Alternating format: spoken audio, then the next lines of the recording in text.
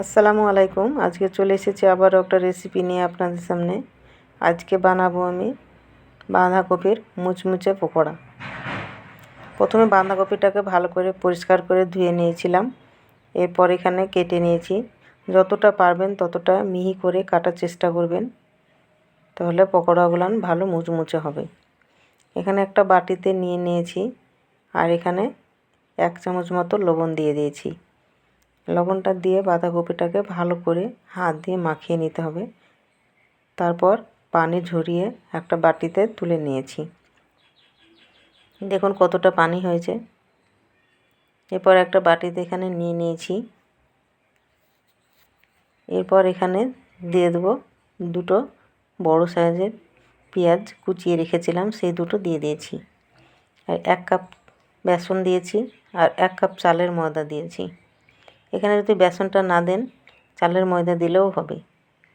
আর এখানে একটা ডিম দিয়েছি, আর হলুদ, লবণ, জিরে গুঁড়ো, ধনিয়া গুঁড়ো আর একটু লঙ্কা গুঁড়ো দিয়েছি। দিয়ে এটাকে হাত দিয়ে ভালো করে মাখিয়ে নেব। এটা হাত দিয়ে ভালো করে মাখিয়ে নিচ্ছি। এখানে মাখানো হয়ে গেছে। এখানে 4টে কাঁচা লঙ্কা কুচি করে রেখেছিলাম, সেইটা দিয়েছি। আর দিচ্ছি ধনেপাতা কুচি। এটাকে আবারও ভালো করে মাখিয়ে নেব। মাখানো হয়ে গেছে। এবার ছোট ছোট করে পকোড়ার মতন করে নেব। এটা কড়াইয়ে তেল দিয়ে দিয়েছি, তেলটা গরম হয়ে গেছে। এনে পকোড়াগুলো সব আমি একটা একটা করে কড়াইয়ে দিয়ে দিচ্ছি। পকোড়াগুলো সব দেওয়া হয়ে গেছে। এখানে হালকা আছে এটাকে ভেজে নিতে হবে।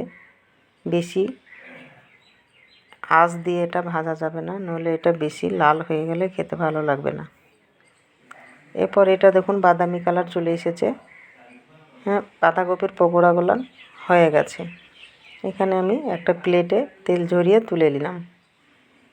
বাঁধাকপির পকোড়া রেসিপিটা যদি ভালো লাগে অবশ্যই লাইক, কমেন্ট, শেয়ার করে দেবেন। আমার চ্যানেলে যারা নতুন বন্ধু তারা সাবস্ক্রাইব করে দিয়ে পাশে থাকবেন, যাতে আমি নতুন নতুন ভিডিও দিতে পারি আপনাদেরকে। আমার এই রেসিপিটা যদি ভালো লাগে অবশ্যই কমেন্ট করে জানাবেন আমাকে কেমন হয়েছে। দেখুন কত সুন্দর হয়েছে। ধন্যবাদ।